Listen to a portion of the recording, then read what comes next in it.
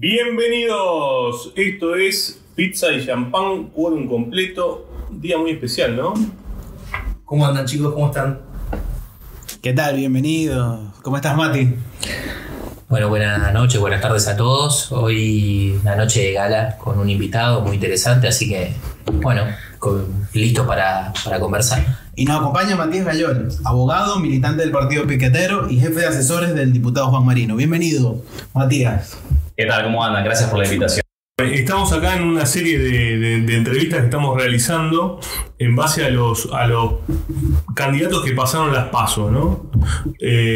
Tenemos entendido que el Partido Piquetero está alineado con Sergio Massa, Unión por la Patria. No digo Sergio Massa, digo Unión por la Patria porque sé que debe haber ahí algo medio raro, como que están todos votando por disciplina partidaria. Me da esa sensación. Como que no es muy querido, pero bueno, es lo que tenemos. Sí. Ahora, no sé si querés comentar algo de eso. No, me parece importante, es cierto, objetivamente es lo que es el candidato que Unión por la Patria tiene, pero es un candidato que es un buen candidato en la medida que es un candidato muy distinto a los otros candidatos. Nosotros vemos que después de la PASO hay tres grandes candidatos que se están disputando objetivamente la presidencia de la Nación, en los cuales hay casi un empate técnico o muy pocos votos de diferencia entre unos y entre otros. Y la realidad es que el contraste es muy claro y queda claro en estos últimos días con todas las medidas que viene tomando Sergio Massa y con todas las cuestiones legislativas que han ocurrido el día de ayer en el Congreso de la Nación y con las declaraciones de cada uno de los candidatos y con lo que Massa viene haciendo y cuál es la postura de los demás, queda claro lo distintos que somos efectivamente muy distintos, que vale la pena ir a votar y que hay un contraste que es muy claro. Puedo decir algunos y después podemos debatir mucho más tiempo, pero mientras Javier Milei propone el arancelamiento de la universidad pública, algo que es un derecho adquirido y famoso en Argentina y en América Latina, con universidades como la UBA y tantas otras que son modelo a escala latinoamericano e incluso mundial, particularmente la UBA, Javier Milei propone abiertamente arancelarlas. Sergio Massa, en cambio, defiende las becas Progresar para los pibes, para que los pibes puedan ir a estudiar, y presentó un proyecto educativo que plantea gradualmente de acá al 2030 elevar el presupuesto educativo del 6%, que en su momento lo estableció Cristina Kirchner, al 8%. Es decir, el camino para mejorar la educación universitaria, primaria y secundaria también, que ahí voy a ese tema que es otro tema. El camino es aumentar el presupuesto, defender la educación, no arancelarla y que la gente tenga que pagar y por lo tanto la gente no pueda acceder a la universidad. Lo mismo vale para tema de educación primaria y secundaria. Javier Milei, con quien parecería que Sergio Massa va a entrar en un balotaje, según la mayoría de las encuestas, y estamos tratando de que efectivamente eso ocurra desde Unión por la Patria, garantizar la entrada al balotaje y disputar la presidencia. Javier Milei viene proponiendo un sistema de vouchers que no solo fracasaron en otros países de América Latina y que derivaron en cierre de cientos de escuelas, sino que efectivamente es un planteo que propone darle supuestamente un voucher con una determinada cantidad de plata a las familias y que las familias decidan a dónde los mandan. Pero lo que va a ocurrir objetivamente por las propias leyes de oferta y demanda que plantea el propio mercado capitalista en términos básicos y que Milei tanto arenga, va a derivar en cierre de un montón de escuelas en lugares donde haya poco cupo y que la mayoría de las escuelas terminen abarrotadas y que pocas escuelas concentren muchos pibes, no le puedan garantizar la educación, cierran un montón de escuelas. Y no solo eso, sino que en base al actual presupuesto educativo, esos vouchers plantean una determinada cantidad limitada de plata. Es decir, que las familias, objetivamente, para garantizar la educación de los pibes, van a usar el voucher y van a tener que poner plata encima. Es decir, que detrás del sistema de arancelamiento lo que hay es un sistema de pseudo privatización también, o de arancelamiento de la educación primaria y secundaria. Entonces es un primer contraste. Podemos seguir con mucho más, si quieren le meto. No sé si tienen alguna pregunta para hacer. En el tema de educación, digamos, yo opino un medio tengo, ¿viste? O sea, sí creo que el sistema de vouchers está bueno para las grandes ciudades, que promueve la competencia, digamos, ese es el eje central que dice Javier Milei, que promueve la competencia entre las instituciones escolares. Ahora, hay lugares, por ejemplo, yo siendo de Salta, ¿no? Hay lugares que no va a haber mercado, ¿está bien? Porque hay gente que se traslada 10 kilómetros caminando hasta el colegio. Bueno, ahí entró la cuestión de las escuelas rurales, ¿no? Que creo que estamos hablando de eso, por ejemplo, ¿no? Por ejemplo, sí. Ahí el sistema de vouchers para mí no tendría un correcto modo de operar. Sí creo que debería estar el Estado. Ahí yo pienso que ahí debería haber una educación pública. Claro, y es importante lo que decís porque podría funcionar en los grandes centros urbanos, naturalmente, donde hay mucha concentración de gente en un espacio geográfico relativamente reducido, muchas escuelas, mucha urbe. ¿Y el resto de las provincias? ¿Y en los pueblos chicos? No tienen derecho a la educación. Es la línea que Javier Milei plantea en términos más generales. ¿Qué viene diciendo Milei? Incluso en relación a la obra pública. Hasta con la obra pública lo dice. Si el mercado no quiere hacer un puente en Villa Chururito, es porque en realidad detrás de eso no hay una necesidad real. O sea, la tesis central de Milei como libertario, que es el huevo de la serpiente fascista en última instancia, es que si el mercado no quiere hacer tal cosa es porque en realidad no hay una necesidad real. Es ridículo. El mercado va donde hay una ganancia. Hay un montón de necesidades. Los pibes de las escuelas rurales no tienen derecho a tener una escuela y poder educarse donde viven. Los pibes de los pueblos de la provincia de Buenos Aires, del interior de la provincia de Buenos Aires, ni hablar del norte argentino, por ejemplo, o del sur bien al sur, no tienen derecho a tener educación. Es ridículo. Es una lógica extrema vinculada a la ganancia de unos pocos, atentando contra los derechos de la mayoría. Entonces está clarísimo, como bien lo explicaba acá, que la enorme mayoría del país, ¿en qué va a derivar el sistema de vouchers? En cierre de miles de escuelas. No, absolutamente. No sé si la mayoría, sino es lo limítrofe del país, digamos, lo más lejano, la Argentina profunda. Porque creo que Argentina está muy concentrado. De hecho, otro tema es el impuesto a las ganancias que eliminó Massa. Sí, ayer, sí, por tanto. ¿Está bien? Buenísimo, a mí me encanta que se eliminen impuestos. Pero la realidad, más allá de que sea en un contexto electoralista, ¿no? O sea, yo ahí discrepo con Juntos por el Cambio, deberían haberlo votado. Pero ¿a cuántos afecta realmente la quita del impuesto a la ganancia?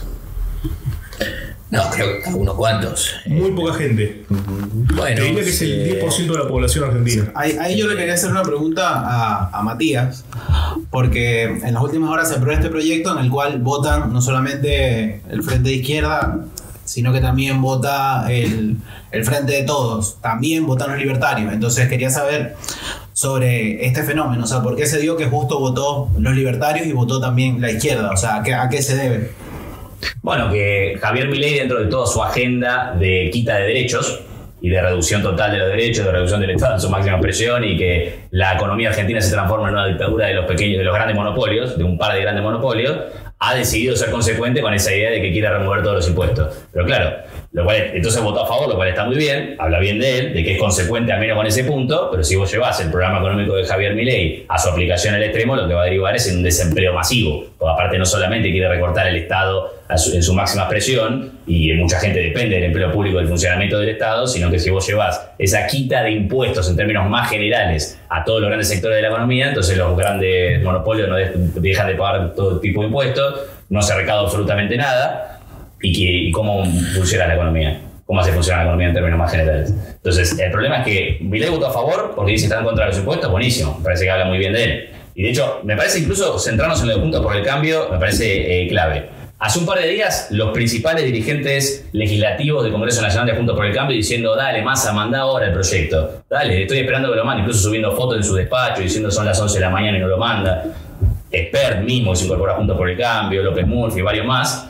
Lo manda y ahora votan en contra, diciendo que sería una irresponsabilidad sacarlo porque deja un agujero fiscal de no sé qué. Pero, hablando de agujero fiscal, y acá lo meto a Milei también, cuando se votó el impuesto a las grandes fortunas, que era un impuesto a los súper ricos, algo parecido a lo que Lula quiere instaurar hoy en Brasil, después de haberle ganado a Bolsonaro, votaron en contra. O sea que tanto Milei como Juntos por el Cambio, cuando se votó el impuesto a las grandes fortunas, que tocaba a unos pocos multimillonarios de una forma muy chiquita, y que con eso se hizo muchísimo, se financió el Progresar, se hizo obra pública, inversión, de todo se hizo. Hasta el día de hoy se sigue aplicando. Ellos votaron en contra. O sea, cuando es para votar, sacarle un impuesto a un laburante, Juntos por el Cambio vota y sostiene mantener ese impuesto. Ahora, cuando hay que votar un impuesto a los más ricos, y así en todo caso compensar la torta fiscal, que es el argumento de ellos, votaron en contra. Y Milei también votó en contra. Entonces es inviable. Yo creo que son dos impuestos diferentes, ¿no? Porque Milei lo que está planteando es justamente que hay que sacarle los impuestos al pueblo. O sea, la gente que ya está dañada, ya tiene una voracidad de impuestos que está bien, uno puede decir, mira, tienen la plata suficiente como para poder distribuir. Ahora, ¿cuál es la carga impositiva que ya esas grandes fortunas ya tienen, digamos? Poca, muy poca. Bueno, esa es la discusión. Ahora, yo lo que quiero volver un segundo al tema de educación, que me quedó una pregunta pendiente para hacerte, a ver qué opinas. Porque vos me decías que la educación hay que aumentar, digamos, que hay que aumentar el presupuesto ahora. Néstor Kirchner puso una ley que para mí es muy importante, que es el 8%, fijar un cupo mínimo, un 8% mínimo de presupuesto para... De 6. De 6% para educación, que para mí está perfecto. Ahora, ¿es la solución aumentar el presupuesto? Porque uno lo que ve en la realidad es que las escuelas estaban en mal estado. Las pruebas PISA, Argentina está hace 15 años en decadencia. O sea, las pruebas PISA le da muy mal. O sea, Sí. ¿es realmente aumentar el presupuesto la solución? ¿O la solución viene por otro lado? ¿A dónde va esa plata? ¿Se la están comiendo en el medio? ¿Qué están haciendo con la plata en el medio? Bueno, varios caminos. Lo que de seguro, primera respuesta, de seguro que la solución al problema de la degradación educativa que existe, y lo nombraba lo de las pruebas PISA, y hay muchos más elementos para nombrar en términos de degradación educativa, no se soluciona privatizándola. Porque eso es como querer matar, como querer solucionar la enfermedad de una persona matándola. Claro, Listo. pero no se habla de privatización, sino se habla de competencia. O sea, como Los vouchers son una privatización y el cierre de escuelas. Vos coincidís recién en eso. No, yo Que no. deriva el cierre de escuelas en gran parte del país. Yo no creo que. A ver, la escuela que no sirve tiene que cerrar. Estoy completamente de acuerdo. Y los pibes que viven en esos lugares. Tendrán que ir a una escuela que funcione, porque si no están yendo al pedo, están perdiendo tiempo. ¿Y quién construye esa escuela? ¿Quién garantiza que esa escuela que existe funcione bien o que se inaugure una nueva escuela que funcione bien? Según mi teoría, y es lo que acabo de exponer, sería: en donde no llega el mercado, tiene que estar el Estado, y donde puede estar el mercado, va a estar. O sea, si a vos empresario te rinde, decís, che, mira, acá tengo 400 vouchers, pongo una escuela y la verdad que empiezo a ganar plata, buenísimo, hacela.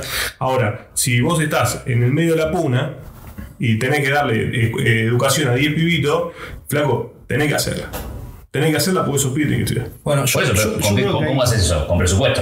Se Exactamente. necesita el presupuesto. Claro, por eso defender el presupuesto educativo es importante. Ojo, porque Y Bullrich no lo quiere solo- recortar y Milei directamente dice: Pero no ediliciamente solamente. O sea, hablemos de los maestros. O sea, el maestro tiene que estar formado y tiene que ser capaz. Porque la competencia en términos de educación no es por quién tiene el edificio más lindo. Si no, todos estudiaríamos en la Universidad de Belgrano o estudiaríamos en no sé, en El Salvador, ¿viste? En realidad, lo que hace a la educación es el maestro. Y es su formación y es la falta de control lo que yo creo que está llevando a la decadencia educativa que estamos teniendo. yo no creo que sea solamente una cuestión de presupuesto. A ver, evidentemente también hay plata mal redistribuida. Hay muchos colegios privados que tienen subsidio que capaz no le corresponde o no deberían corresponderle. Digamos, gente que puede pagar la educación o puede pagar el colegio y está pagando una cuota con una subvención estatal que capaz no tiene la posibilidad. Entonces, evidentemente no es solamente una cuestión de presupuesto. El derecho sería el proceso, digamos. Hay una cuestión en el medio. Que hay una mala redistribución de subsidios, me parece. No sé si aumentando el presupuesto sería la solución definitiva. Estoy de acuerdo que tiene que haber más y mejores controles, que incluso el Estado Nacional tenga control sobre cómo usan la plata de la provincia. Digo, una cosa es decir, che, está bueno que exista el presupuesto educativo, estamos de acuerdo con eso, porque el Estado tiene que intervenir donde el mercado no garantiza el derecho a la educación, que es un derecho. Javier Milei tiene más de una entrevista donde pública y abiertamente dice la educación no es un derecho. Por eso defiende el arancelamiento y por eso defiende los vouchers, porque lo que le plantea la militancia de Milei y Milei mismo al pueblo argentino es pagate tu educación parásito, como fue el pasacalle que apareció en la Universidad de La Matanza con la primera Libertad Avanza. Esa es la línea de ellos. Y la línea está para obra pública. ¿Querés un puente? Que los vecinos junten plata y se lo paguen. Esto es lo que dice Milei. Hasta Milei tiene una entrevista en la que dice que se podrían privatizar las calles. Es un delirante. Es un delirante inhumano. Este es el punto. Entonces, acá está, en esta mesa, a diferencia de Milei, porque acá hay una diferenciación de lo que ustedes dicen de lo de Milei, estamos de acuerdo que el Estado tiene que estar donde el mercado no está. Y eso es fundamental. Eso se hace con presupuesto. Si el problema pasa por que hay que regular mejor, controlar mejor, que estoy de acuerdo, absolutamente de acuerdo, que vaya por ahí. Pero cerremos filas. Porque ¿qué es lo que hace Sergio Massa garantizando las becas progresar, el aumento del presupuesto, el aumento del salario docente, que es algo que Massa planteó? Porque también la degradación educativa pasa porque los docentes cobran mal. Claro, pero también Entonces eso lleva a muchos problemas también. los docentes fueron los que se negaron a ser controlados. Los docentes se negaron en su momento, a través de sus gremios, obviamente, no uno a uno, se negaron a ese control de calidad que se proponía durante el mandato de Macri. En ese momento ustedes no tenían diputado nacional, pero sí calculo que deben haber tenido alguna pero postura. El problema de ese control es que con la excusa del control lo que buscaban era decir, mirá, si acá noto una nota baja en función de los criterios de dicha evaluación, recorto el presupuesto.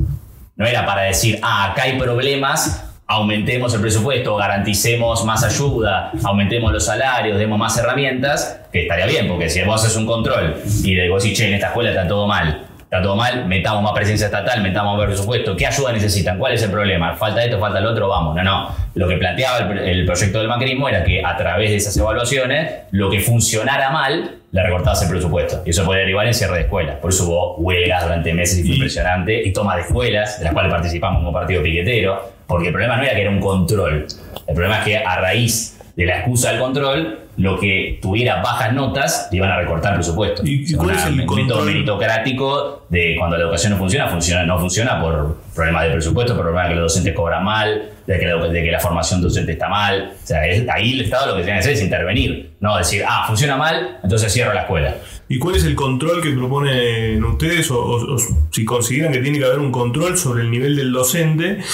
Y respecto a lo que dicen los docentes en clase, por ejemplo, cuando dicen que Macri se ajuste o hay una bajada de línea política desde la docencia y sobre todo desde la pública, ¿no? Porque si uno lo manda a una institución eclesiástica, sabés que tu hijo va a tener una formación conforme a los valores de la iglesia. Ahora, cuando vos lo mandás a una escuela pública, tiene que estar laico la persona, y además no tiene que haber una bajada de línea política. Sin embargo, la hay. En ese caso, ¿cuál es la propuesta? ¿No? Digamos, ¿cuál es el pensamiento tuyo en ese tema? Que haya un control sobre la calidad docente, en términos generales estoy de acuerdo. Antes de garantizar un control sobre la calidad docente, aumentaría los sueldos de los docentes.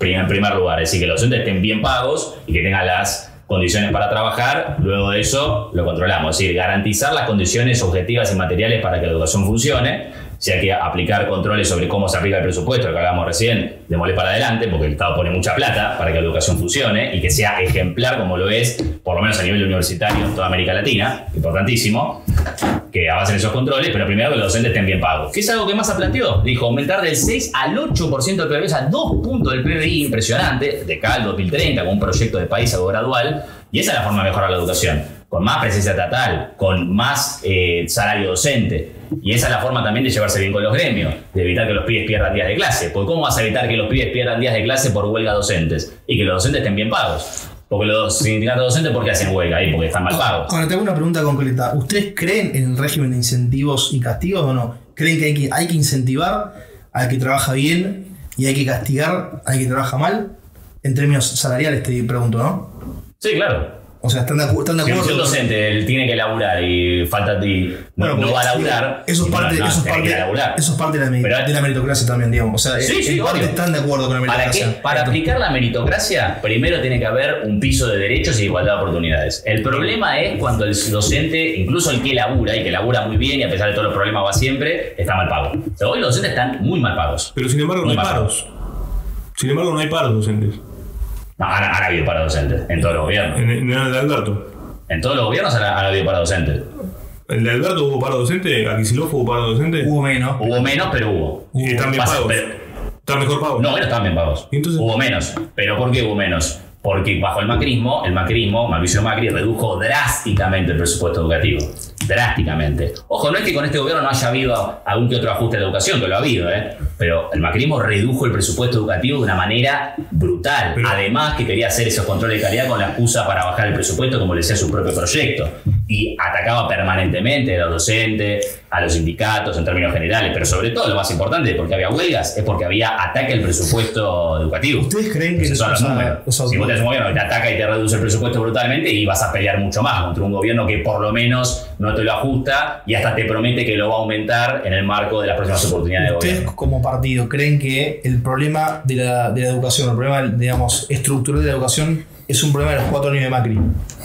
No, sería reducirlo. Pero vino el gobierno de Macri y redujo brutalmente el presupuesto educativo, lo cual no ayudó para nada. Para nada. Es como decir que vos creés que el problema estructural del empleo en la Argentina estuvo con Macri, y no, pero con Macri cerraron miles de pymes y por eso fue Mauricio Macri el gobierno que más planes dio a la gente. Porque con el gobierno de Macri la gente se quedaba sin laburo y fue el gobierno que más planes dio, el gobierno entre comillas más planero, como se suele decir, fue el gobierno de Mauricio Macri. ¿Por qué? Porque se despedía a la gente se quedaba sin laburo en blanco porque cerraban las pymes y a raíz de eso había más planes. Con lo cual, si vos tenés una política de desincentivación del empleo y de despidos, que es la política de Bullrich, cuando propone de financiar brutalmente a las pymes, o la política de Milei de cerrar todas las empresas públicas, o de que no haya obra pública en términos generales, y la política de Milei y de Bullrich, sobre todo la de Milei, pero la de Bullrich también, más que es una política de blindaje y de endeudamiento, va a llevar a mucho desempleo. Es decir, que habría mucha más gente desprotegida y tendría que haber más planes para poder sostener y más prestaciones sociales para sostener un nivel de desempleo enorme.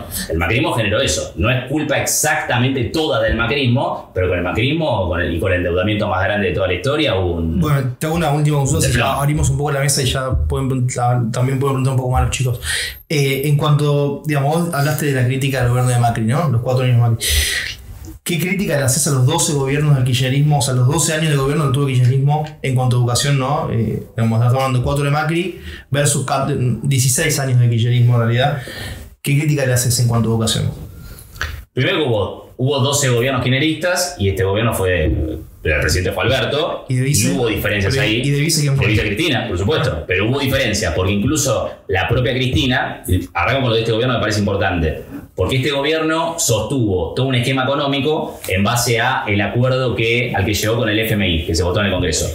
Cuando el Frente de Todos, hoy Unión por la Patria, votó el acuerdo con el FMI en el Congreso, hubo una división dentro del gobierno.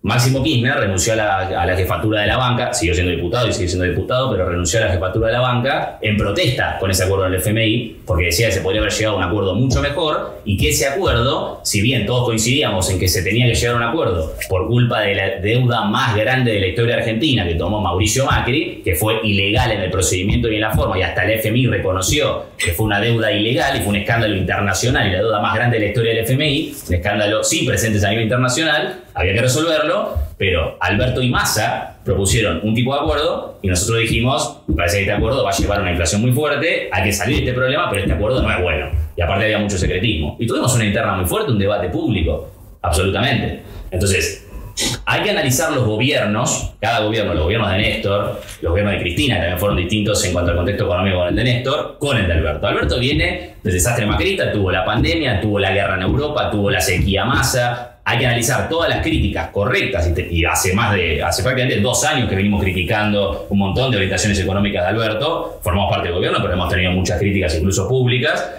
Pero es un contexto muy distinto al que tuvo Cristina en su momento. Cristina, a nivel de educación, es la que ha aumentado el presupuesto educativo al 6%. En ese sentido, ha tenido una buena performance. Si bien muchas veces se ha enfrentado con los docentes y hasta hemos criticado eso y hemos tenido posturas hasta en contra de Cristina un montón de veces. Nosotros somos trotskistas, somos de izquierda, hemos sido opositores a Cristina en un montón de cosas, pero que ha aumentado el presupuesto educativo a través de una ley y con una decisión política fue claro. El gobierno de Macri vino, lo redujo brutalmente y Alberto, a medias, logró revertir ese proceso. Pero hay proyectos económicos y políticos que son claros en materia educativa y que son distintos.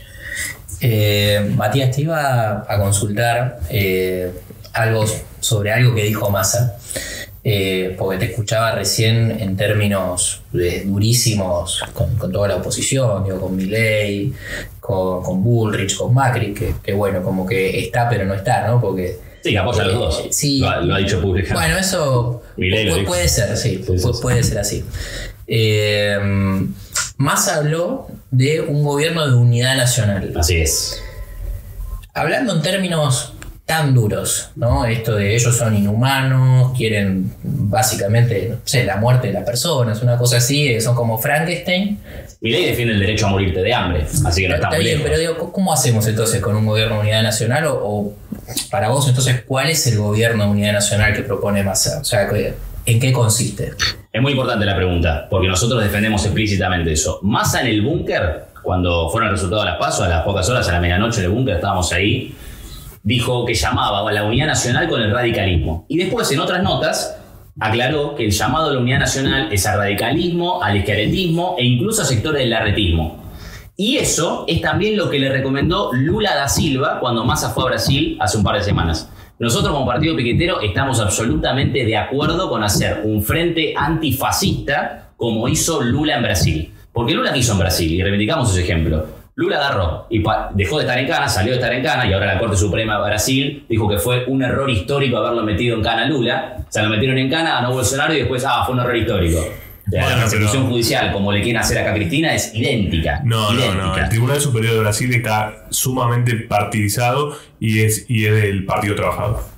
Y lo hacen constantemente a través de denuncias truchas que hacen distintos ministros y que las Cortes los toma para perseguir a la oposición. Y estoy en tema porque conozco mucha gente en Brasil y son temas que los preocupan. Por eso creo que institucionalmente Brasil está muy atrás de lo que está Argentina, más allá de que económicamente está muy bien. La causa de Lula fue absolutamente trucha. Y incluso medios derechistas de Brasil lo reconocen. La causa que fue de como mínimo irregular. La causa de Odebrecht. La causa por la cual fue en cana y por la cual no se pudo presentar. Lula agarró y dijo, no, yo me voy a presentar igual que persecución judicial, lo metieron en cana, ganó Bolsonaro. El punto que pasó el tiempo... Bolsonaro ganó porque lo puñalaron. Ese fue el empuje que necesitaba Bolsonaro. La realidad es que no fue por un tema de... Otro debate. El punto es que gobernó Bolsonaro. Agarró Lula, lo sacan de estar en cana y dice, le quiero ganar a Bolsonaro. La prioridad es ganarle a Bolsonaro. Y entonces arma un frente y una fórmula única con Alckmin. Y la fórmula es Lula-Alckmin. ¿Quién es Alckmin? Alckmin es el Larreta brasilero. Es un centroderechista de toda la vida, que toda la vida se peleó con el PT y se peleó con Lula, toda la vida, pero dijo, acá la prioridad es derrotar al fascismo. Hay que derrotarlo sí o sí. Gobierno de Unidad Nacional, Frente Único Antifascista. Y lo formó. Ahora, naturalmente, en Argentina la fórmula está encerrada, no se puede armar ningún Frankenstein, pero hay que entender que los que votamos a Lula contra Bolsonaro, y Larreta votó a Lula contra Bolsonaro, Larreta votó a Lula, y el Partido Demócrata votó a Lula contra Bolsonaro, planteó un gobierno de frente antifascista. Esa táctica política nosotros la defendemos absolutamente. Y acá, en Brasil, básicamente votamos un Cristina Larreta o un Massa Larreta. Es como si hubiéramos votado eso en Brasil. Y estamos absolutamente de acuerdo. Salió Monzó de Juntos por el Cambio a decir, si hay un balotaje, yo voto a Sergio Massa. Hoy, antes de entrar acá, recién veía un diputado nacional de Schiaretti, que no pude ver bien el nombre, pero un diputado nacional de Schiaretti, los principales de él, dijo, en un balotaje voy a votar a Massa. Y son varios los que ya vienen diciendo que en un balotaje votarían a Massa porque quieren un gobierno que por lo menos no plantee la destrucción de todos los derechos y no plantee, por ejemplo, la eliminación de la coparticipación, que es otra cosa que planteó Milei. Claro, pero Schiaretti es peronista y tiene parte del armado, tiene a gente de Cristina, que era Bocio, por ejemplo, en su momento fue parte de ANSES o de PAMI, una de esas. Sí, pero no solo esos sectores, El secretario de la Juventud de la UCR de la capital, Agustín Rombolá, salió en todos los medios porque publicó una carta diciendo, no vamos a votar a Patricia Bullrich porque toda la vida atacó la educación pública, como lo sigue haciendo ahora, y porque pacta con Milei. Y valoramos el llamado de la Unidad Nacional de Sergio Massa. Es decir, que son varios los sectores de Juventud, de otros partidos, de otros sectores que están diciendo, che, yo con Massa tengo 10.000 millones de diferencias, pero esto es demasiado. Un tipo que dice que quiere privatizar las calles, un tipo que dice que quiere eliminar la obra pública, eliminar la coparticipación, que termine el federalismo en la Argentina. Cuando Massa todo lo contrario, viene diciendo hay que profundizar y mejorar la coparticipación, porque el provincia que recauda muy poco y tiene muchas necesidades. Y en cambio la ciudad de Buenos Aires tiene un presupuesto gigante, Buenos Aires tiene muy poco, hay que rever esas cosas. Bueno, son muy claros los contratos. Bueno, pero en términos de coparticipación, por ejemplo, Formosa es una de las provincias que más recibe, por cada 100 pesos que aporta recibe 600, y sin embargo es una provincia que pierde. Además de factores, están los gobiernos provinciales, se puede revisar también la coparticipación. Ahora, de seguro que si hay problemas en la coparticipación, tampoco soy un especialista en materia de coparticipación porque soy abogado, no economista, pero de lo que sé del asunto es que si hay problemas con la coparticipación, que tengo entendido los hay, y hay numerosos debates políticos, no solo eso, hay numerosos debates políticos, no se soluciona eliminando la coparticipación. Vuelvo a lo mismo. Yo te digo, este brazo no me gusta, me voy a cortar el brazo. Te digo cuál es la postura. Voy al médico, tengo que arreglarlo. Es que no es un brazo, es una herramienta. Es una herramienta, no es el brazo. Lo que propone esta medida de eliminar la coparticipación es decirles, muchachos, la plata no llueve, la plata no te la dan, sino tienen que ponerse a producir. ¿Está bien? En las provincias vos tenés más del 50% de los empleados que trabajan en el Estado. Entonces, lo que dicen es, señores, hagan fábricas, empiecen a producir, empiecen a hacer producto, y ahí no me van a necesitar. Y van a generar autonomía y van a poder tomar decisiones por sí mismos. El fin de la coparticipación es como eliminar la Argentina. Que cada provincia se arregle por su cuenta, ley de la selva y punto. Argentina es un país. Se supone que hay provincias, hay un gobierno nacional, y si hay una provincia que produce poco pero garantiza otras cuestiones, o produce una sola cosa y el resto lo produce Buenos Aires, otra provincia, la ley de coparticipación permite federalismo en la Argentina. Si vos eliminás la coparticipación, básicamente ahogás y destruís provincias enteras. ¿Y qué pasa con la gente que vive ahí?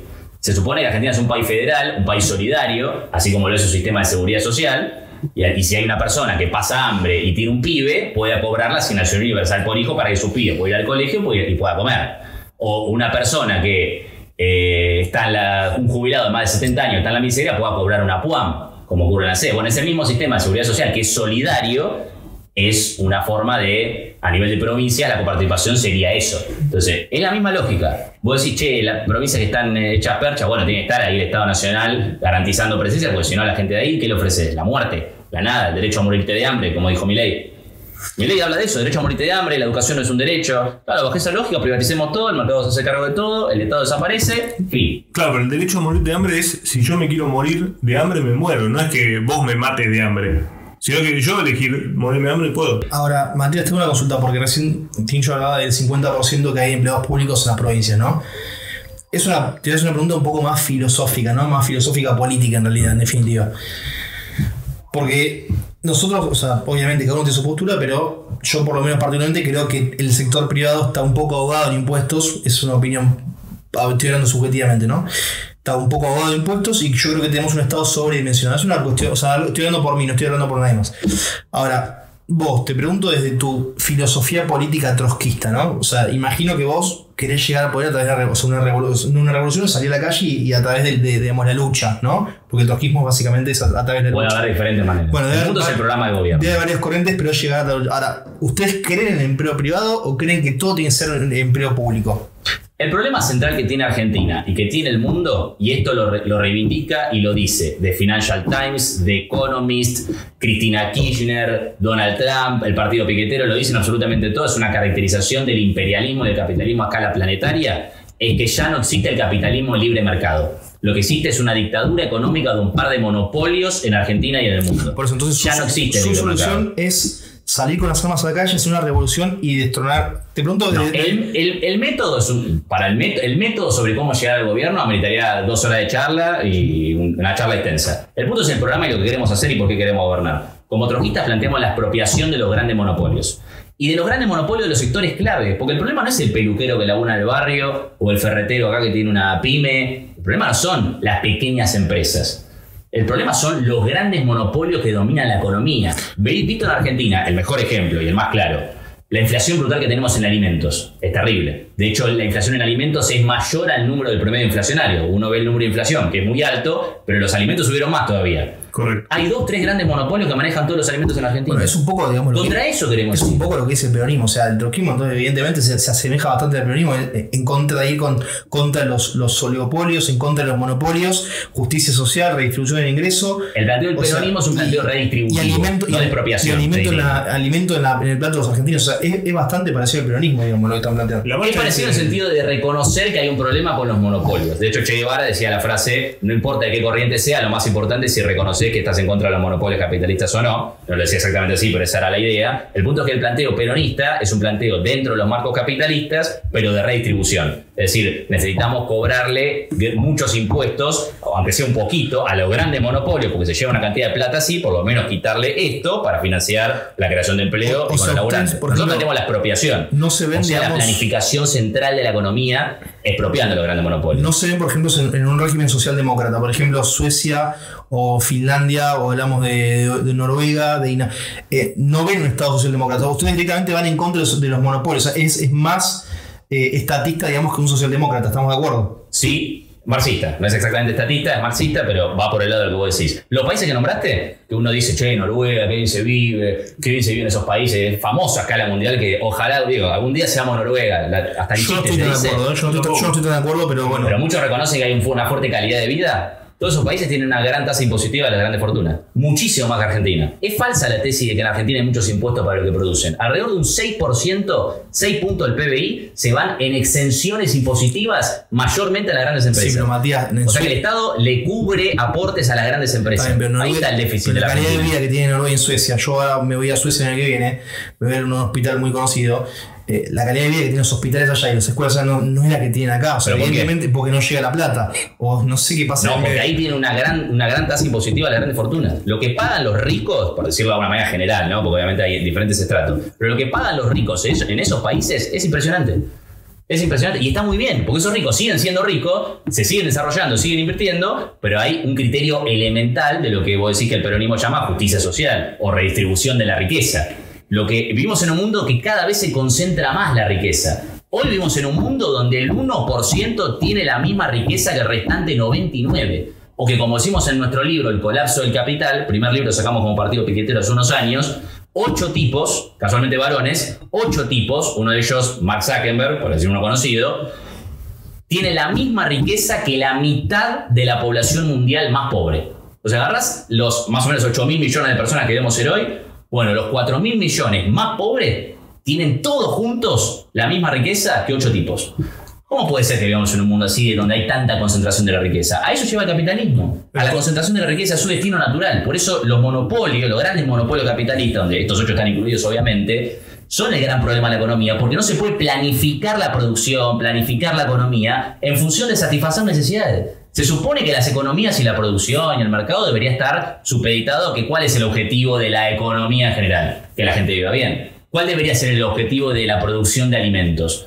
Que la gente pueda acceder a ellos de la manera más simple, que sea lo más barato posible, que la gente pueda comer. Se supone que una economía debería guiarse de alimentos con que la gente pueda comer. Bueno, hoy el capitalismo no plantea eso. El capitalismo no plantea planificar la economía en función de satisfacer necesidades. Plantea planificar la economía en la medida que el objetivo sea la ganancia del privado. Entonces por eso nos cobran un ojo de la cara, un paquete de fideos y un paquete de yerba. Porque el objetivo no es que la gente coma en el capitalismo. El objetivo es que el privado se la lleve en pala. El corporativismo más que el capitalismo sería, digamos, el enemigo del partido piquetero a mi manera de ver, ¿no? O sea, como que las grandes cámaras, las cámaras de comercio, el problema son los grandes monopolios. Exacto, los monopolios. Es el pyme, está todo bien con el pyme, no es el que maneja el perímetro. El problema son los grandes monopolios. Y de hecho no es un problema de Argentina, es un problema a escala mundial. Vamos a Massa. Vamos a Massa porque hay varias cosas todavía para tocar y está bueno. Massa, ¿qué va a hacer en términos de para garantizar los alimentos, así que era la línea con la que veníamos hablando? ¿Qué es lo que va a hacer? Bueno, Massa estuvo de acuerdo con el impuesto a las grandes fortunas en su momento, y lo ha defendido, para que uno de los objetivos que tenía el impuesto a las grandes fortunas era garantizar el derecho a comer, además de obra pública, progresar y demás.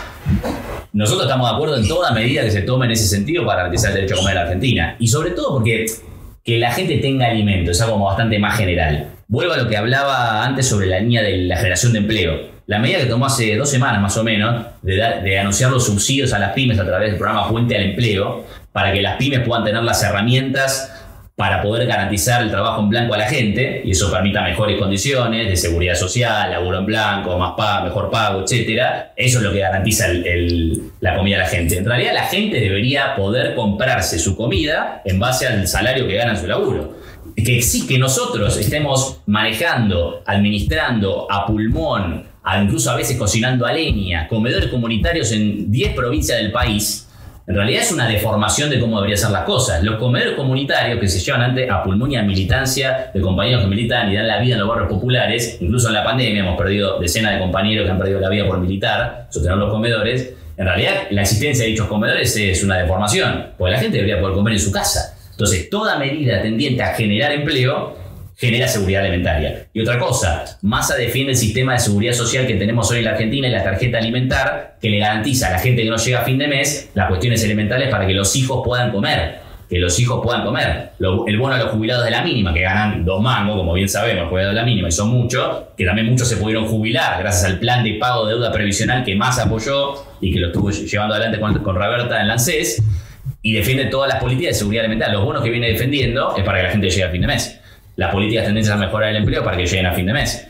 la defensa, por ejemplo, puede ser medio rebuscado, pero me parece que es muy importante también tocar este tema. La defensa que viene haciendo Massa de que los pibes en la escuela aprendan robótica e inteligencia artificial es lo que va a generar que la Argentina esté insertada en el mercado que se viene, porque la OCDE, y me meto en este tema que es importante, la OCDE dijo que para 2030, si las cosas siguen como están, que yo creo que no van a seguir como están, se van a acelerar más, porque esa es la evidencia, pero si siguieran como están, a nivel mundial se van a perder el 27% de los empleos en el mundo, y para 2050, si las cosas siguen como están, se pierden el 80% de los empleos en el mundo. Pero con la inteligencia artificial y la robótica. Y acá Massa es el único que está diciendo, che, hay que aprender esto en las escuelas, tiene que ser obligatorio en las escuelas. ¿Y está muy bien. ¿Cuál sería el problema?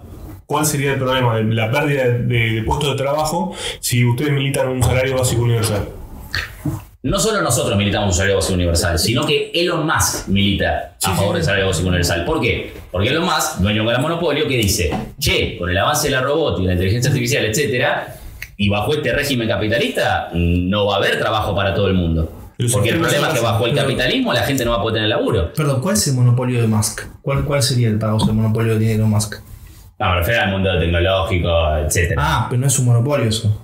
No, capaz. Me refiero a que es el hombre más rico del mundo y que el hombre más rico del mundo diga, che, la gente no va a tener para comer con el avance de la robótica. Me parece que es muy importante. Porque decir, lo dice el partido piquetero, bueno, están en los barrios, por eso dicen eso. No, lo dice el tipo más rico de todo el mundo. Me parece importante. ¿Y por qué dice eso? Porque el capitalismo, con el avance de la inteligencia artificial y la robótica, no le va a poder garantizar empleo a todo el mundo. Ya mismo no le puede garantizar empleo a todo el mundo. Entonces, si vos no metés una asistencia directa para que la gente pueda por lo menos morfar, ¿qué vas a tener? Caos total. Entonces el tipo que defiende el capitalismo, claramente lo defiende a pleno, dice, che, bajo nuestro régimen social no va a haber laburo para la gente. Entonces, como mínimo, tenemos que tirarle 2 mangos para que tengan algo a morfar. Me parece que es muy importante y es muy ejemplificador de lo que está pasando hoy. La gente cada vez tiene menos empleo, cada vez gana menos, y el salario básico universal es una forma de garantizar un piso de derechos para que el derecho a comer sea un derecho y no un privilegio en un mundo capitalista que expulsa la mano de obra y cada vez tiene menos laburo. Te hago una consulta, Matías, porque recién estamos hablando ahora sobre los derechos, digamos, el avance de la tecnología, etcétera. Cuando uno ve un país capitalista, cuando uno ve el capitalismo desde que se formó, uno puede decir 1789, la Revolución Francesa, ponele, después viene la Revolución Industrial, que también hizo que la burguesía del siglo XIX inglesa haya mejorado. Bueno, viene el telón, el vapor, la máquina de vapor, y todo eso hizo que la burguesía o el capitalismo avance, ¿no?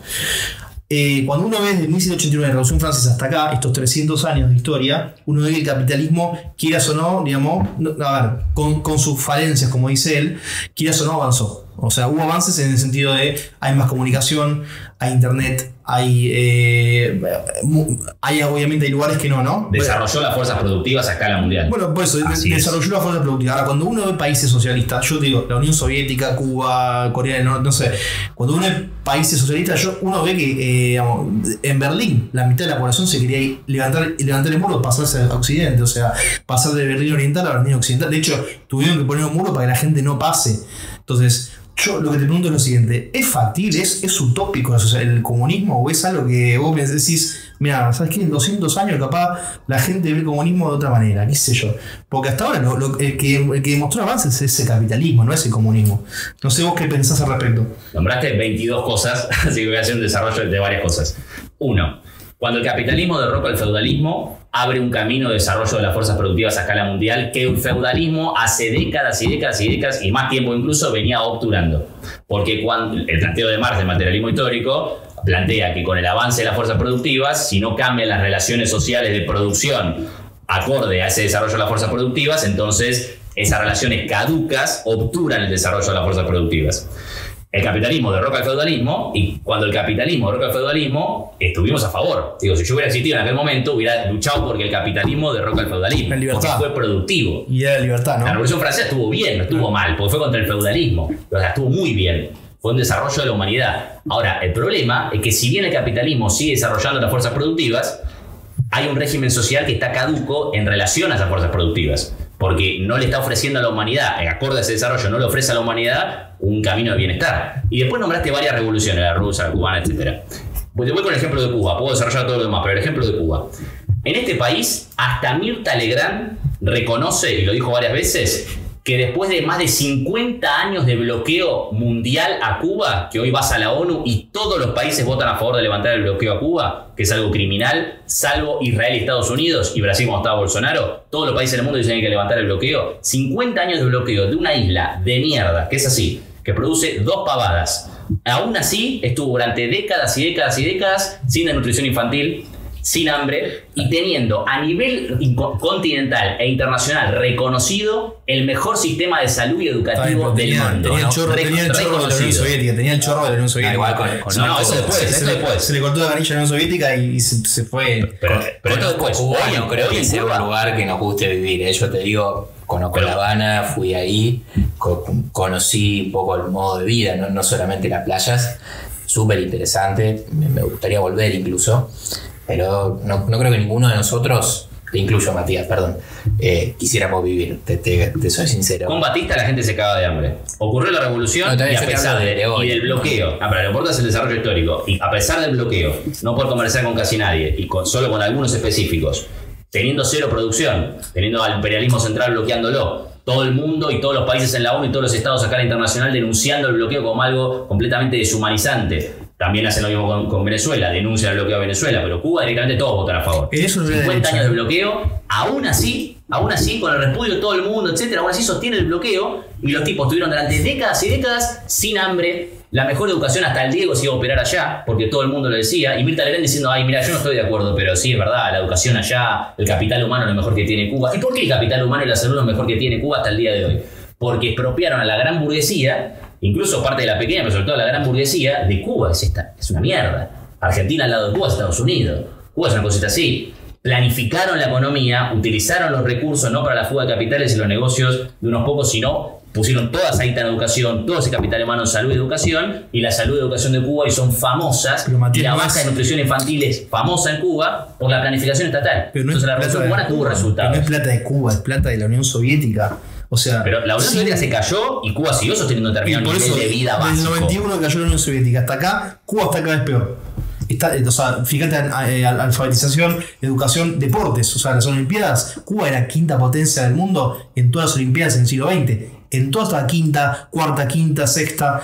Del 91 para acá, Cuba no existe en deportes, no existe. Es lógico que tras la caída de la Unión Soviética, Cuba empiece a empeorar, obvio, porque el mundo es capitalista. Vos tenés que analizar los resultados de una revolución socialista en un mundo capitalista, en el marco de un bloqueo a nivel internacional, y en función de eso, ¿qué resultados tiene con eso? Cuando se hizo la Revolución Rusa y la famosa competencia, incluso competencia espacial e industrial, Rusia fue impresionante lo que creció, gracias a la planificación estatal. O sea, la carrera tecnológica, incluso se estudia en los libros de historia, vamos a hablar de la carrera tecnológica de la Revolución Rusa, URSS versus Estados Unidos, URSS versus Europa, etcétera. Lo que se desarrolló en Rusia fue impresionante.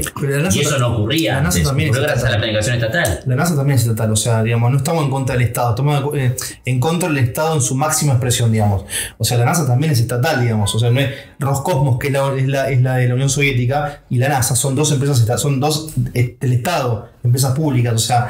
Creo que el debate era de revoluciones socialistas versus capitalismo, y en la revolución socialista la planificación central desde el Estado, el Estado obrero, tiene una gran preponderancia, y los ejemplos a nivel histórico de cuando hubo grandes revoluciones socialistas fueron positivos, no fueron negativos. ¿Qué pasó? ¿Terminaron cayendo? ¿O hasta el día de hoy que van de a poco empeorando? Sí, porque tienen un bloqueo a nivel internacional y un mundo capitalista que los bloquea. Déjame ver cómo se desarrolla Cuba, cómo se hubiese desarrollado Rusia si triunfaba la revolución en Alemania. A ver, esto Lenin lo tenía muy claro. Lenin decía, la revolución rusa que logramos es impresionante, pero si no triunfa la revolución en Alemania, nos vamos al tacho, porque el mundo capitalista nos va a aplastar con la guerra, nos va a hundir con el bloqueo, vamos a terminar muriendo. Dijo, si no triunfa la revolución en Alemania, la revolución rusa va a terminar cayendo. Alemania terminó en Hitler, terminó mal, y así le fue a la revolución rusa. Lo que hay que analizar es los resultados en el marco de un mundo capitalista. Es como que tenés 20 tipos cagando a piñas a uno. Ajá, mirá, te fue como el orto, sos un cagón. Flaco, lo cagaron a piña entre 20. ¿Qué querés que haga? Medir los resultados. Si logró noquear a 5, por lo menos un capo. Eso fueron las revoluciones socialistas. Y hay que analizar los resultados en función de eso. Venezuela mismo le dio vivienda a la enorme mayoría de la población, garantiza las CLAP, que le da de comer a todo el mundo, y tiene la inflación, lo faltante y todos los problemas gigantes que conocemos de Venezuela, que son impresionantes, pero porque tiene un bloqueo brutal. Le bloquearon todos los fondos en dólares en todos los bancos del mundo. Hay que analizar los resultados de esas economías en función de lo que pueden hacer en función del bloqueo internacional. Porque si no, decir que 20 cagan a piñas a uno y ese uno es un pelotudo porque lo cagan a piña. Y sí, obvio lo van a cagar a piña. Lo importante es cómo se pudo defender en el marco que intentó rebelarse. Venezuela tiene un bloqueo parcial, porque Venezuela puede exportar petróleo a Estados Unidos. De hecho, exporta petróleo a Estados Unidos. Sí, no es un bloqueo de todo. O sea, evidentemente, digamos, lo que pasó en Venezuela no es un resultado particularmente de bloqueo, porque si no, no sería la cuestión. O sea, Cuba sí tiene un bloqueo, Venezuela no tiene un bloqueo. ¿Cómo veía Venezuela antes de Chávez y de los planes de vivienda, por ejemplo? Era mierda, era una basura. Lo que pasa es que Venezuela mejoró muchísimo objetivamente con el chavismo. No tenemos tenemos idea, un pero venezolano. casi.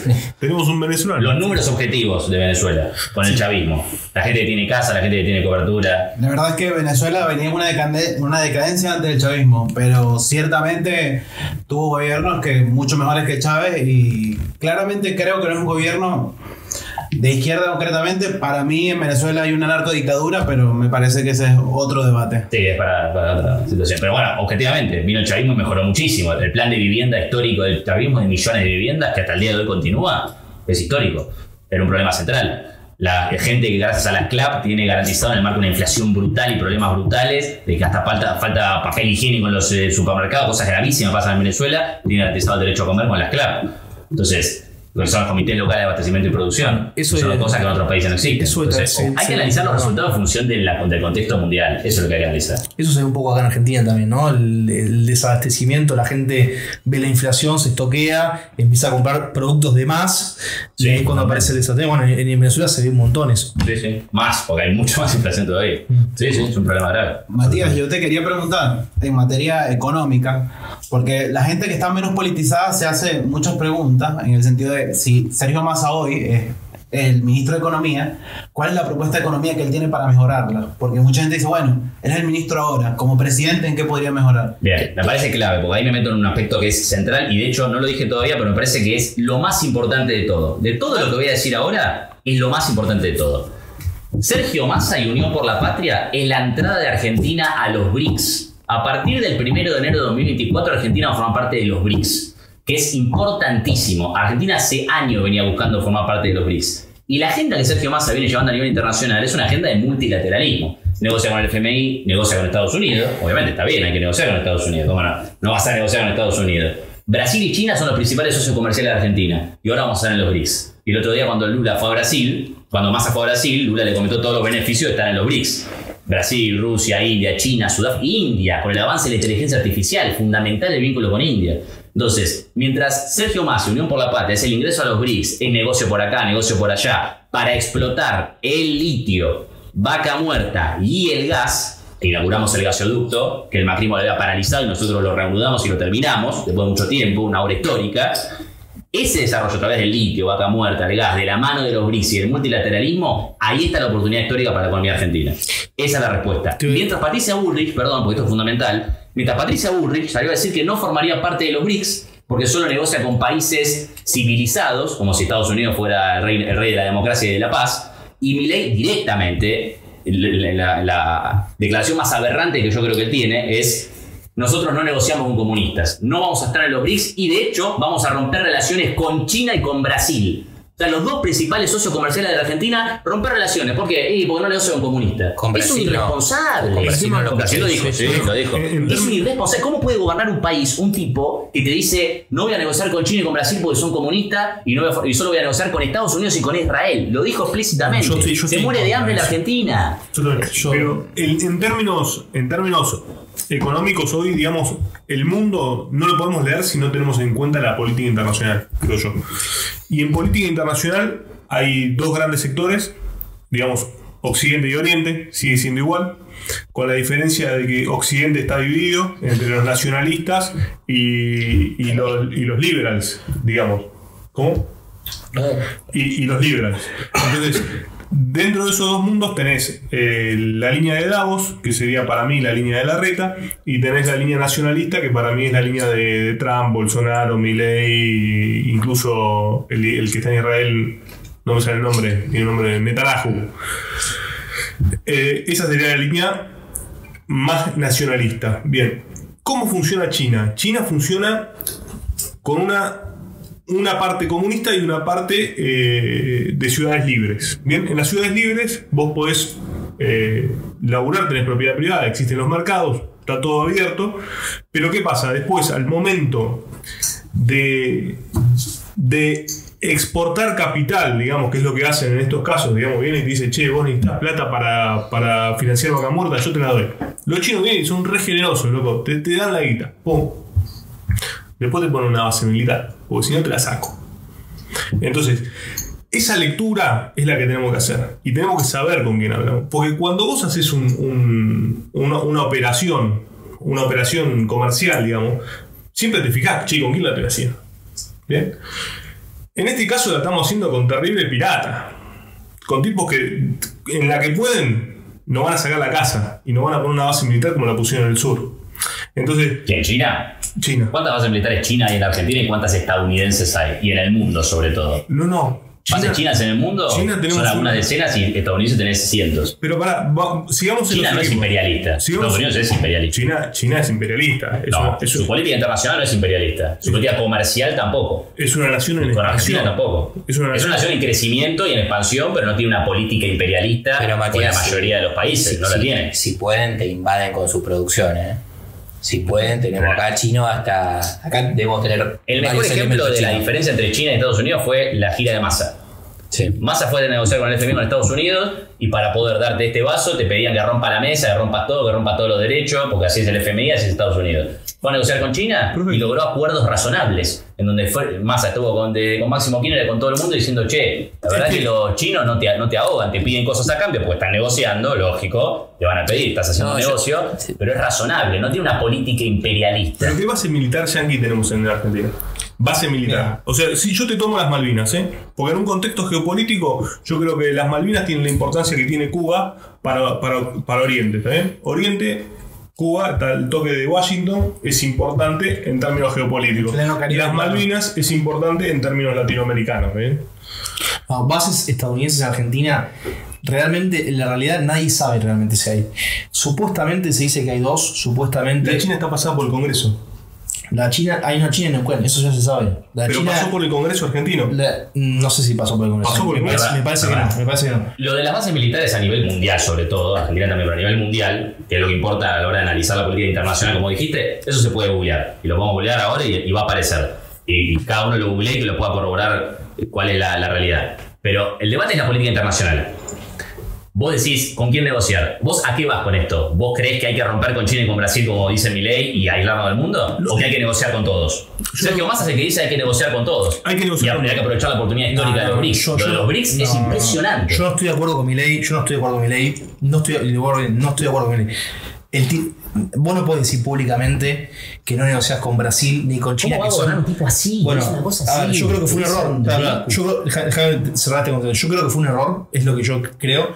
Me parece que vos tenés que negociar con todo el mundo. Es más, yo soy pro ingresar a Argentina a los BRICS. Yo estoy en contra de Patricia Bullrich, que dice que no hay que entrar a BRICS. Para mí es importante ahora, desde el punto de vista comercial, no político. No sé si se entiende. De hecho, el BRICS es una alianza comercial, no es una alianza política, es una alianza 100% de intercambio comercial.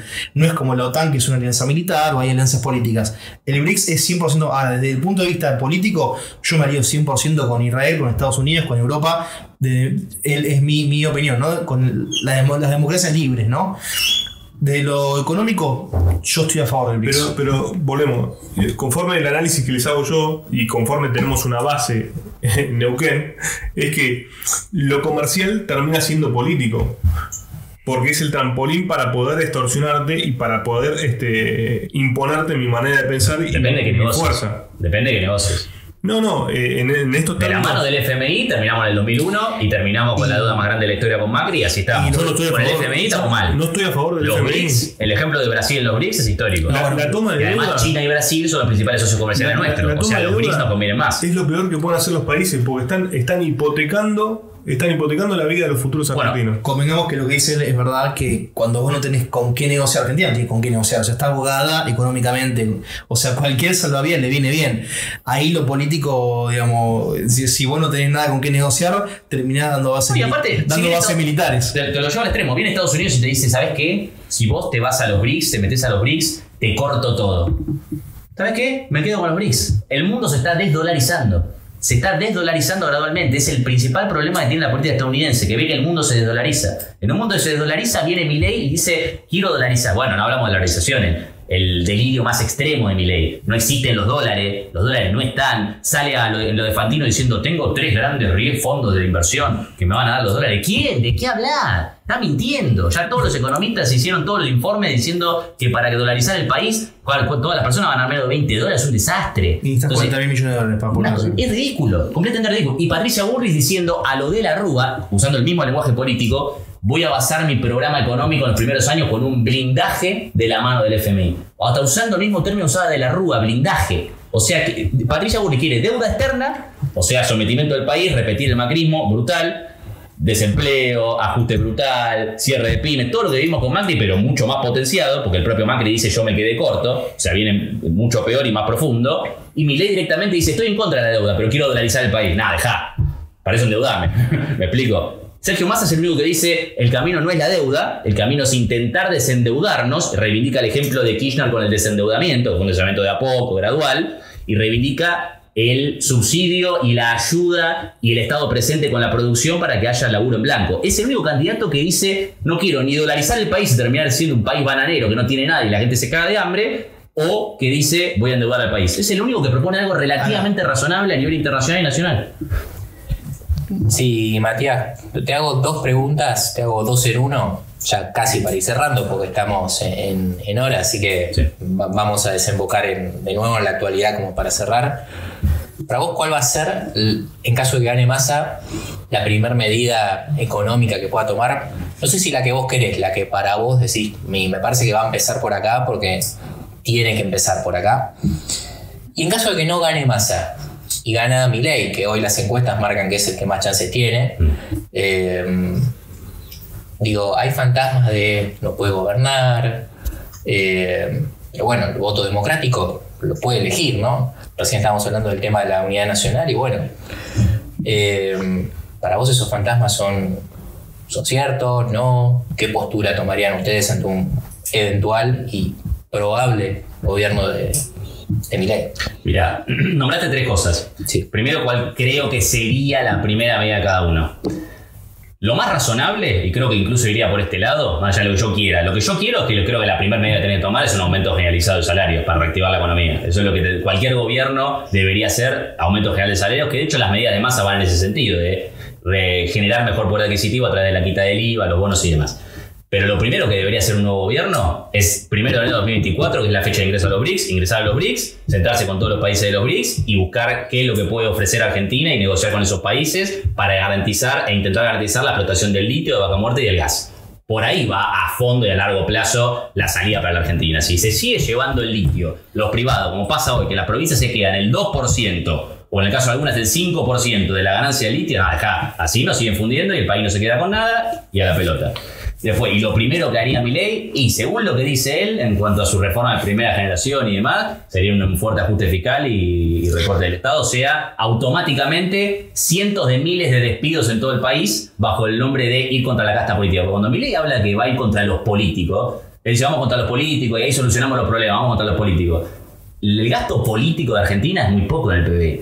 Vos cerrás el Congreso, no hay más diputados, los diputados son todos gratis, terminamos los asesores, no existe mala política, la institución es política. No resolvés nada a nivel fiscal con eso. Nada. Porque en realidad, cuando le preguntan mejor, cuando él habla del gasto político y de la casta, lo que habla es de cerrar todos los ministerios y dejar su esquema de 5 ministerios. Vieron el videito de Milei diciendo afuera, saco esto. Eso es lo de la casta política y el gasto político. Reducir el Estado a su máxima presión. Y Milei y Bullrich con Melconian tienen un programa parecido porque ya lo dijo, de recorte del Estado. Como en parte hizo Macri a medias. Matías, vos recién hace un ratito hablabas de la explotación del litio, ¿no? Ahora, cuando uno va a la realidad, digamos, la primera reserva de litio del mundo es Bolivia. La segunda es Argentina, la tercera es Chile. Chile, así es. Estamos de acuerdo, ¿no? Bolivia, ¿qué producción de litio tiene, sabes? Bolivia tiene una empresa nacional de litio. Por eso, pero ¿sabes qué volumen de producción tiene? Bajísima. Está sexta, séptima. A nivel de producir el conjunto de la rama productiva del principio hasta el final, sigue siendo poca. Australia, que es la cuarta, quinta reserva de litio del mundo, liberó el comercio, liberó la producción, abrió mercados y mejoró el comercio. Hoy es por lejos el primer productor mundial de litio, pero por lejos.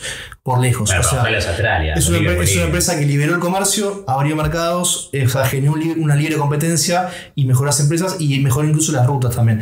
Ahora, cuando uno ve que hay libre mercado, es una opinión particular, digamos, obviamente vos, Matías, capaz no lo vas a compartir, pero un país que es cuarta, quinta reserva mundial es por lejos el primer productor mundial de litio. Y una empresa, un país que nacionaliza los medios de producción y que tiene la primera reserva del mundo, está séptima, octava o novena en producción, está muy baja de Bolivia. Entonces, yo creo que hay una cuestión también de índole incentivos. Claro, quizás de incentivos, que cuando el Estado, es una opinión particular, ¿no? Después capaz, Matías, vos no vas a compartir, pero cuando el Estado se mete y pone el pie abajo de los medios de producción, digamos, la riqueza que puede generar un país es mucho menor. Y te estoy dando el ejemplo del litio en el mundo, o sea, no es un ejemplo, hay otros ejemplos más, ¿no? Pero obviamente, no sé vos qué pensás sobre esto, pero no creo que estés de acuerdo, pero... No, pero lo que importa son los hechos. No pasa por si lo maneja el Estado o lo maneja un privado. Pasa por si en ese mercado, donde está el litio en ese lugar, tenés los medios concretos de producción tecnológica para explotarlo. Si vos tenés una empresa nacional de litio, es porque vos querés desde el Estado planificar esa producción y también podés meter privados, pues se hacen acuerdos con privados. No pasa porque sí o sí tiene que ser todo 100% estatal y si no tenemos esa máquina que solo la puede traer un privado, ¿sabes qué? No lo traemos y no se explota. No, sos un pelotudo. Vos de lo que tenés que hacer desde el Estado es si vos como Estado, tu empresa nacional estatal no tiene la tecnología, hacer un acuerdo con un privado, un esquema mixto para que el privado venga. El problema es que el privado venga y no se lleve todo. Y que sea voraz como hoy pasa en Jujuy. Que viene el privado, se la lleva toda y a la provincia le queda menos del 5%. Anda a cagar, me estás vaciando. ¿Vos crees que el privado... Que el Estado garantice la planificación para que la explotación de ese recurso le quede una parte importante para que eso vaya a generación de empleo, a mejora de la calidad de vida, la educación. Si se planifica desde el Estado la producción, ¿vos crees que el privado trayendo no privados. ¿Vos crees que el privado iría a un país socialista que nacionaliza todos los medios de producción?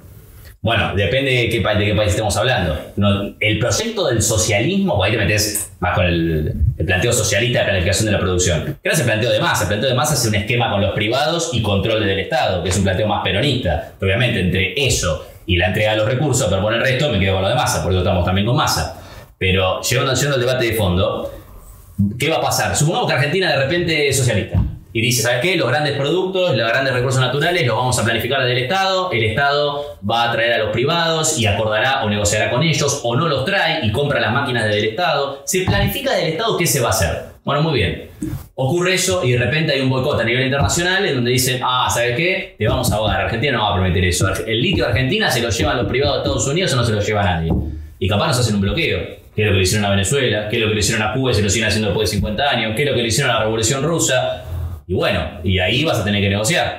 Lenin hablaba de capitalismo de Estado. Para que la revolución sobreviva, hacer un capitalismo de Estado, porque tenés que sostener las relaciones capitalistas, pero las manejás desde el Estado, porque no tenés los recursos para imponerte a nivel internacional. Por eso lo mejor que le podría pasar al mundo es que haya socialismo en Estados Unidos, donde tienen toda la capacidad tecnológica y productiva e industrial para planificar correctamente la economía. Cuando vos sos un país oprimido por el imperialismo, como Argentina, totalmente oprimido por el imperialismo, bueno, hoy clarísimamente oprimido por el imperialismo y por el FMI, y vos querés tomar medidas socialistas, vas a tener resultados económicos, pero a la larga o al mediano plazo te van a querer hundir. Y vas a tener los mismos problemas que tuvieron todas las revoluciones socialistas a nivel internacional. Entonces hay un problema de fondo a escala mundial, ahí.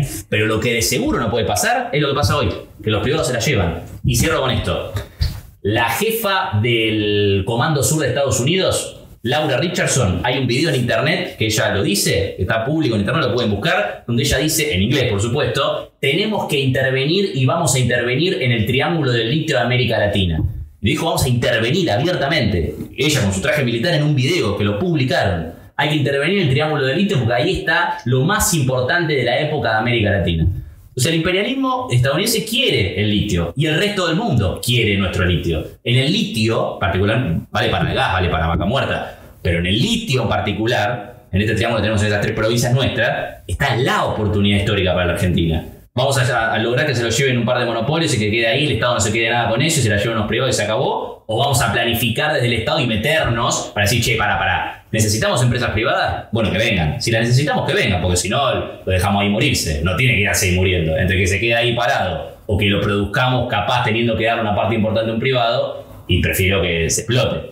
Y eso implica negociar con un privado, que el privado se lleve la mitad y bueno, pero si yo no tengo la maquinaria del Estado, bueno, primero analizar si del Estado podés tener la maquinaria para garantizarlo de forma soberana. Lo podés comprar, lo podés garantizar del Estado, buenísimo. No lo podés, si no te queda otra que garantizar un negocio con un privado, lo harás. Pero hacerlo del Estado. No que venga el gobierno y diga y arme una licitación. Vos privado, ¿qué querés? ¿Explotar el litio? Y llevarte el 98%, dale, hacelo. Y yo en la provincia me quedo el 2%, dale, hacelo, explota todo. Nah, eso es lo que no puede pasar en este país, porque así no vamos a crecer y perdemos la oportunidad más importante de las últimas décadas junto con lo que es entrar a BRICS. Entonces, el punto es ese.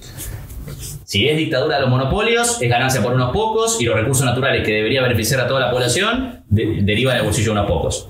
Si el Estado se mete para garantizar el negocio con privados, si es que hace falta, de forma inteligente, obviamente, no de forma ridícula, de forma inteligente, una explotación relativamente soberana de eso, que también lo decía Cristina, lo decían varios más, de por lo menos crear un poquito de valor agregado. Massa también lo decía, creemos un poquito de valor agregado. No te digo producir del 0 al 100, que ni en Bolivia está pudiendo hacer eso. No te digo producir del 0 al 100, porque es un montón, necesitas un montón de tecnología, pero por lo menos crear un poquito de valor agregado, quedarte con una parte importante de eso como Estado, que es lo que le responde a los territorios en los estados de que te pertenecen esos recursos, por lo menos.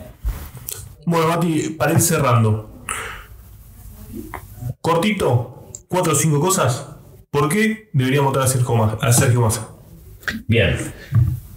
1. FMI. Sergio Massa está intentando sacarnos de la deuda más grande de la historia argentina, en la que nos dejó el gobierno de Macri, y negociando con el FMI y negociando con todo el mundo para garantizar un camino de crecimiento. 2. Sergio Massa es el que a través de los BRICS y del multilateralismo internacional propone un camino de crecimiento histórico y sin precedentes para la Argentina de la mano del litio, de Vaca Muerta y del gas, y es el que inauguró el gasoducto, no casualmente. 3. Es el que defiende un proyecto para que el presupuesto educativo pase del 6 al 8%, mientras el resto propone privatizarlo o arancelarlo, como nunca se vio en la historia argentina. 4. Propone una defensa de la educación de la salud pública, mientras Milei defendió la privatización de la salud pública, y Bullrich propone, aunque sea un fuerte recorte y un fuerte ajuste fiscal en materia de salud, como lo hicieron en su momento cuando gobernó Mauricio Macri, que destruyeron el ministerio. Hay muchas más. 5. Jubilaciones. Milei defiende abiertamente volver a las AFJP. La más grande estafa de la historia de este país se llamaron las AFJP.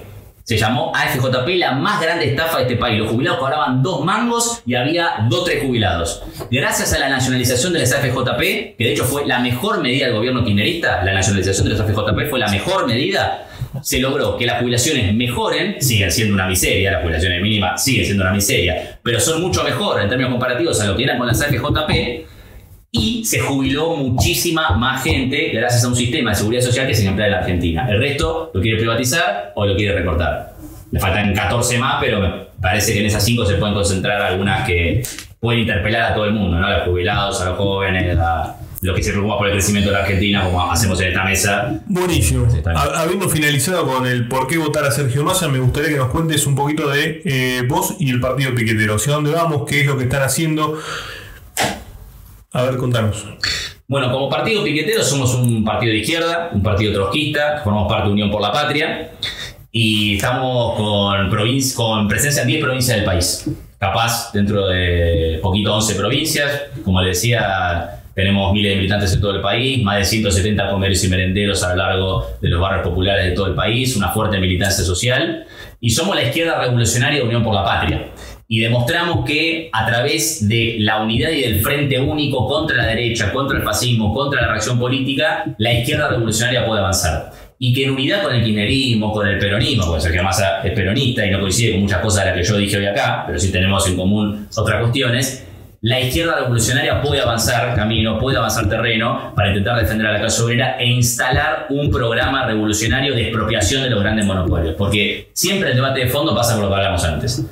Una dictadura económica, unos pocos monopolios a nivel internacional que dominan la economía, que dejan sin empleo a la gente y que ni siquiera dan el salario básico universal cuando la gente pasa hambre, y un 1% concentra la riqueza del restante 99%.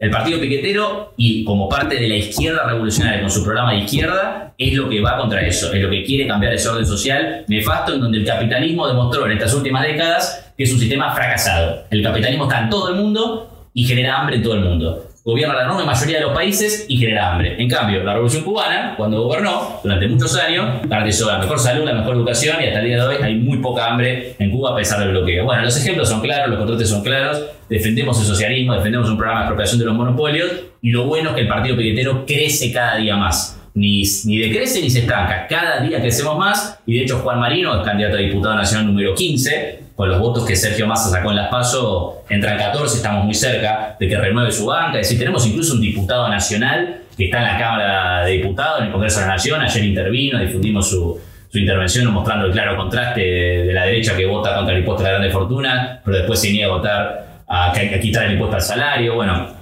es muy claro. Acá hay una izquierda revolucionaria que en unidad y en frente único contra la derecha crece y le permite mejores condiciones de vida al pueblo. Así que a quien esté escuchando y quiera ir contra los grandes monopolios, pues se da cuenta que eso está bastante mal. Aquí está. Perfecto, gracias por dejarnos conocerte. Si querés mencionar las redes sociales o dónde podemos ubicarte, a todo aquel que quiera militar o sumarse al partido piquetero, o ponerse directamente en contacto con vos.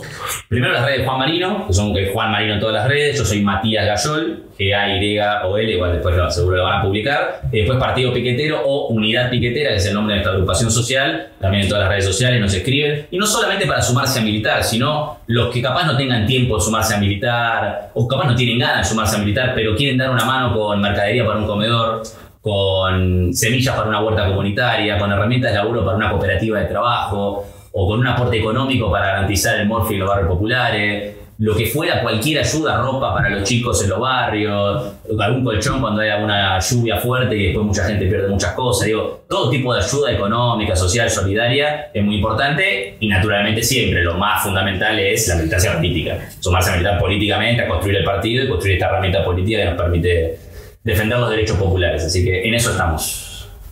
Bueno, Mati, muchas gracias. Esto fue Pizza Jamba.